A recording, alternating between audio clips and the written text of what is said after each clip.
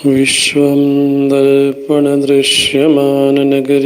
तुल्यं निजान्तर्गतं पश्यन्नात्मनि मायया बहिरिवोद्भूतं यथा निद्रया यः साक्षात् कुरुते प्रबोधसमये स्वात्मानमेवाद्वयम् तस्मै श्रीगुरुमूर्तये नमः। इदं श्रीदक्षिणामूर्तये।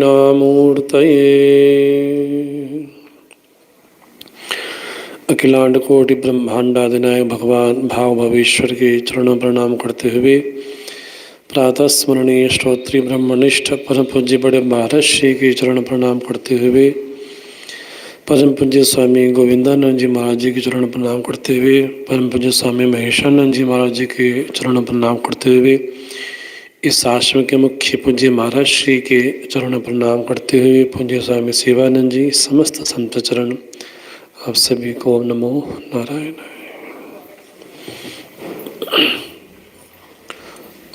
भगवान आदि गुरु शंकराचार्य जी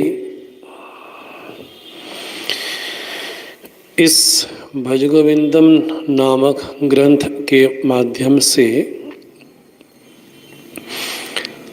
हमारे जीवन के विषय में जो मान्यताएं हैं, जो गलत अवधारणाएं हैं, मान्यताएं हैं, उन मान्यताओं पर चिंतन करते हैं। क्योंकि जैसी हमारी मान्यता होगी उस मान्यता के अनुसार हमारे वैसे संस्कार भी होंगे और जैसे संस्कार होंगे तदनुसार हमारा वैसा स्वभाव भी होगा। जैसा स्वभाव होगा वैसा हमारा कर्म भी होगा। तो अगर मूल विषय में जाएं तो कर्म के पीछे है हमारा स्वभाव, स्वभाव के पीछे है हमारा संस्कार और संस्कार के भी आगे जाकर के है हमारी मान्यताएं। हम जीवन में जिस किसी वस्तु के बारे में, व्यक्ति के बारे में, परिस्थिति के बारे में, स्वयं के बारे में, जगत के बारे में जो भी हमारी मान्यताएं बनती हैं उन मान्यताओं के अनुसार ही हमारे संस्कार बनते हैं और संस्कारानुसार हमारा स्वभाव होता है और स्वभावानुसार हमारे कर्म भी होते हैं। तो आदि गुरु शंकराचार्य जी यहाँ पर हमारे कर्म के बारे में नहीं, हमारे स्वभाव के बारे में नहीं, हमारे संस्कार के बारे में नहीं, अपितु हमारी मान्यताओं के बारे में विशेष चिंतन करते हैं। अगर मान्यता सही होगी तो हमारा संस्कार भी, हमारा स्वभाव भी, हमारे कर्म भी अच्छे ही होंगे। जब श्री हनुमान जी महाराज लंका की यात्रा में गए तो रास्ते में कई विघ्न भी आए, चाहे मैनाक पर्वत आया हो, सुरसा आई हो, सिंहिका आई हो, लेकिन एक विघ्न और आए जब वो लंका पहुंचे। एक लंकनी मिलती है और लंकनी कहती है, मोर आहार जहां लगी चोरा, जो जो चोर है वो सब मेरा आहार है। हनुमान जी को लगा महाराज इसकी तो मान्यता ही गलत है, ये तो मुझे चोर समझती है, जबकि सबसे बड़ा चोर तो रावण है। तो हनुमान जी को मन में भाव आया कि इसकी मान्यताओं पे ही प्रहार करना चाहिए। तो हनुमान जी महाराज लंका पे एक मुठिका मारी और वही धराशायी होगी। और लंकनी बोलती है कि जीवन में जितना बढ़िया सत्संग आज हुआ है तो शायद कभी हुआ भी ना हो, इतना बढ़िया सत्संग हुआ है। तो किसी ने पूछा महाराज कोई माइक नहीं, कोई तबला नहीं, कोई कुछ नहीं, तो ये सत्संग कहाँ हो गया? लंकनी तो बोलती ऐसा सत्संग हुआ कि आज तक मुझे मिला ही नहीं। तो हनुमान जी महाराज बोलते हैं सत्संग का प्रभाव है कि हम निसंग हो जाएं। अब तक लंकनी के मन में यह भाव था कि जो जो चोर है सब मेरा आहार है, तो रावण के विषय में वो नहीं कहती कि रावण भी चोर है। तो हनुमान जी महाराज उसके माध्यम से, लंकनी के माध्यम से सारे संसार को कहते हैं कि मूल जो हमारी मान्यता है उस मान्यता पे हमें प्रहार करना चाहिए। तो उसी तरह से भगवान आदिगुरु शंकराचार्य जी भी इस भज गोविंदम नामक ग्रंथ के माध्यम से, मोह मुद्गर नामक ग्रंथ के माध्यम से हमारे जीवन की जो मान्यताएं हैं अपने बारे में, मैं अपने आप को क्या समझता हूँ, मेरी जो पहचान है उस पहचान के बारे में भगवान कहते हैं कि स्पष्ट करो कि अपने आप को मानते क्या हो। क्या अपने आप को साधक मानते हो? क्या अपने आप को सन्यासी मानते हो? क्या अपने आप को दास मानते हो? क्या अपने आप को गृहस्थ मानते हो? अपने आप को मानते क्या हो? क्योंकि जैसी हमारी पहचान होगी उस पहचान के अनुसार ही हमारा कर्तव्य भी निश्चित होगा। तो पहचान ही हमारी स्पष्ट नहीं होगी तो कर्तव्य भी निश्चित नहीं हो पाएगा। अगर हम कहते हैं कि हम भगवान के भक्त हैं तो वो हमारी पहचान है। अगर हम कहते हैं कि हम भगवान के दास हैं तो हमारी पहचान है, हमारी आइडेंटिटी है। तो हमारी पहचान के अनुसार ही कर्तव्य निश्चित जब होंगे, तो जब तक अपने बारे में सही सही पहचान ना हो कि मैं कौन हूं, अपने बारे में सही सही पहचान के बारे में भगवान कहते हैं कुरुते गंगा सागर गमनम व्रत परिपालनम अथवा दानम ज्ञान विहीना सर्वमतेन मुक्ति न भवति जन्म शतेन।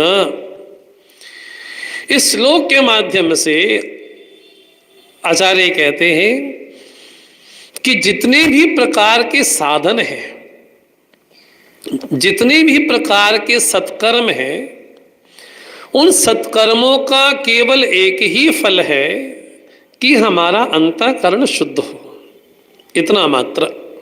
क्योंकि भगवान प्रमाण देते हैं योगिना कर्म कुर्वन्ति संगम त्यक्त्वा आत्मशुद्धये। अपनी अंतःकरण की शुद्धि के लिए समस्त कर्म किए जाते हैं। जितना भी हम प्रकार के दान करें, सत्कर्म करें, व्रत करें, उपवास करें, तीर्थों में जाएं, वृंदावन आए, अयोध्या जाएं, सप्तपुरियों के दर्शन करें, द्वादश ज्योतिर्लिंग दर्शन करें, 52 शक्तिपीठ के भी दर्शन करें, जितने भी प्रकार के भारतवर्ष में तीर्थ हैं, उन तीर्थों का केवल एक ही फल है कि हमारे चित्त में जो कल्मश है वो दूर हो।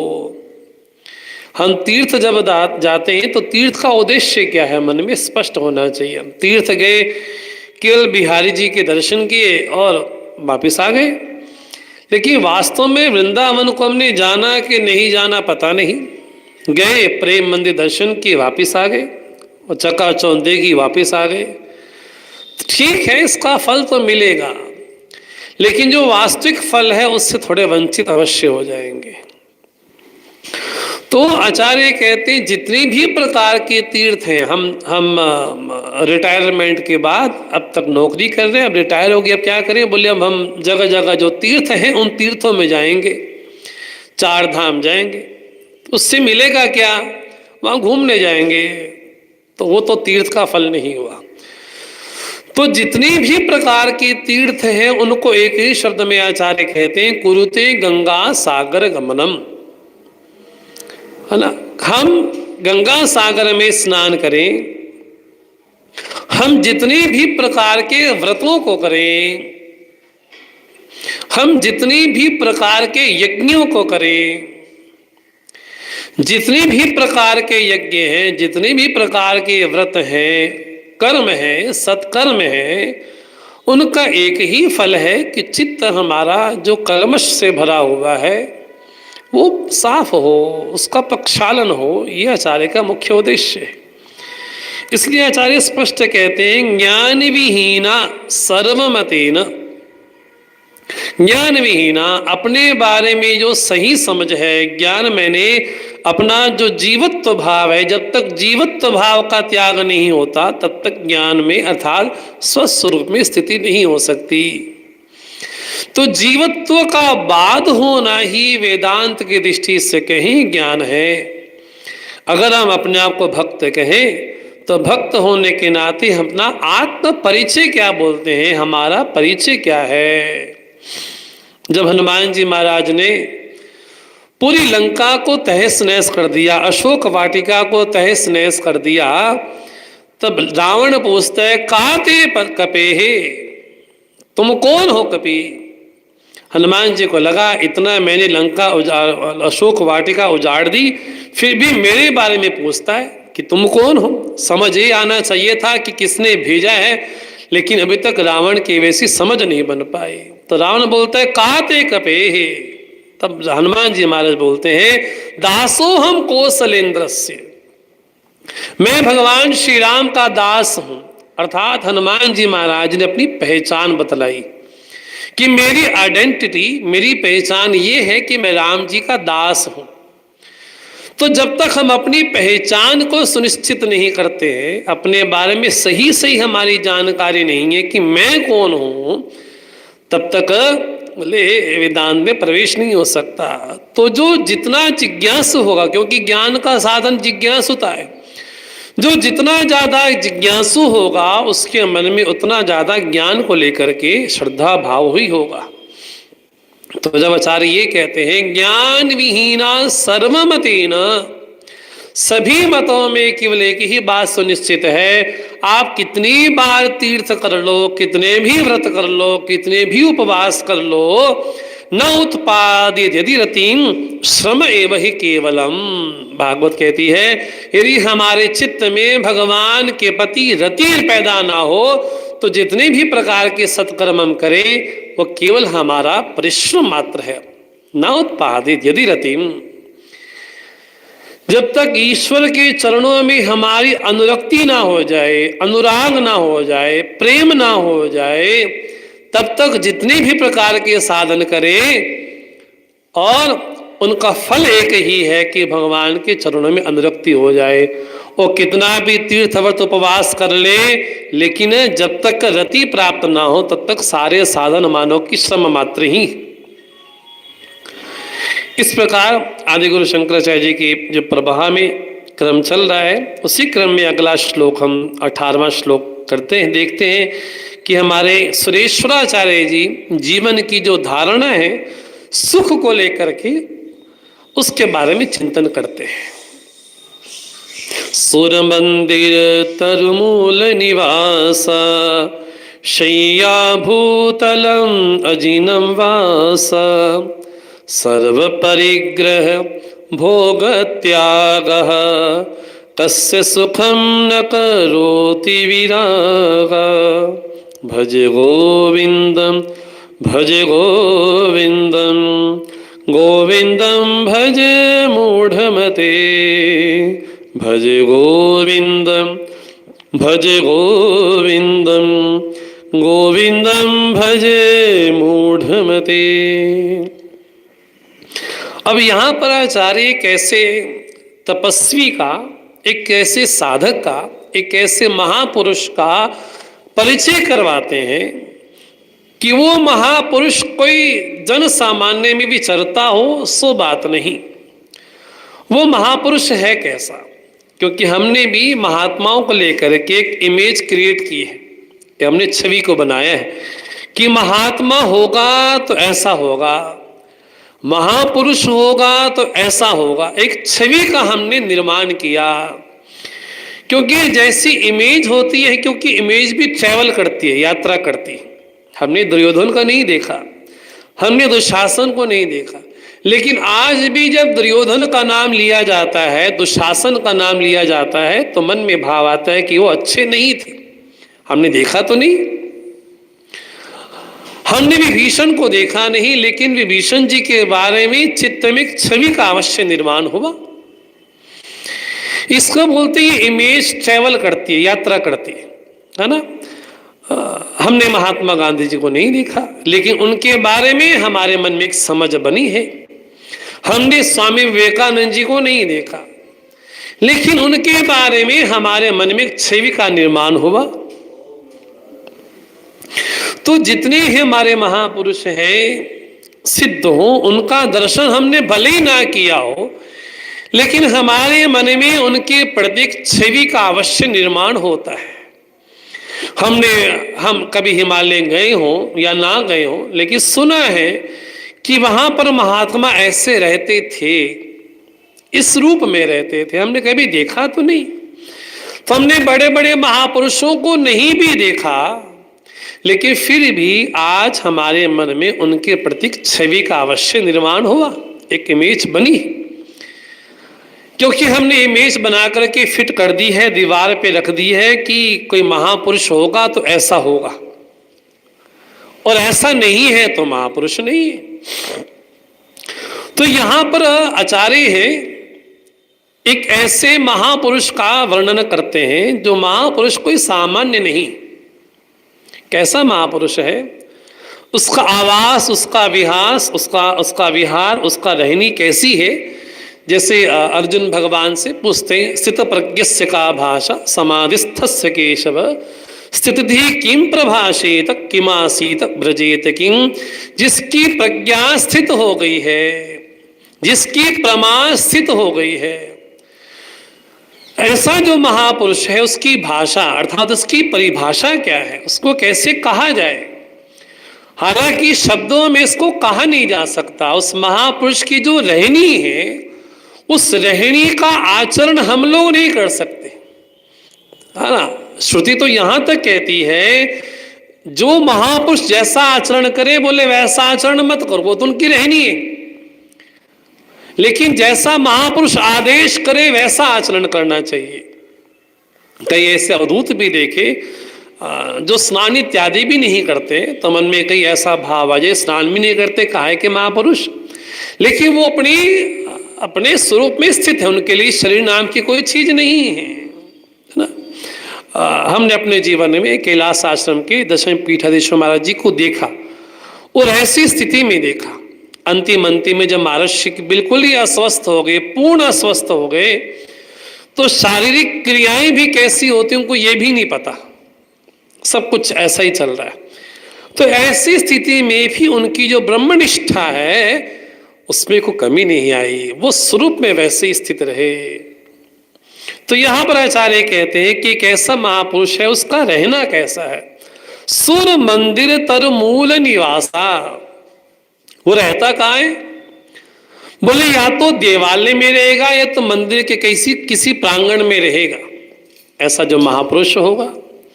शय्या भूतलम, वो जब शयन भी करता है, सोता भी है, तो कहां सोता है, शय्या भूतलम, बोले जमीन पे सोता है। और पहनता क्या है, तो का अजिनम वासा, जो कभी मृग चरण पहन लिया, कभी बागंबर पहन लिया, कभी कैसे कपड़े पहन लिए, उन वस्त्रों को लेकर के अपने शरीर को ढकता है। और कैसा है, सर्व परिग्रह भोग त्यागा, जिसने अपने जीवन में समस्त परिग्रहों का त्याग कर दिया है। तो आचार्य कहते हैं कस्य सुखम न करोति विरागा, ये वैराग्य अर्थात किसको सुख नहीं देता था, सबको सुख ही देता है।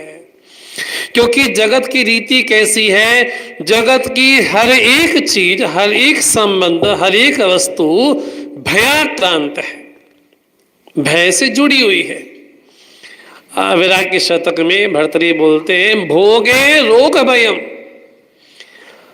अगर हम कितना भी भोग करें तो भय क्या बना रहेगा, भय ये बना रहेगा कि कहीं हमें शरीर में रोग ना लग जाए, कहीं बीमारी ना पकड़ ले, है ना। हम एक दिन विनोद में कह रहे थे, पहले लोग पूछते थे कि क्या हाल है, बोले शुक्र है, पंजाबी में बोलते हैं शुक्र है, रब दा शुक्र है।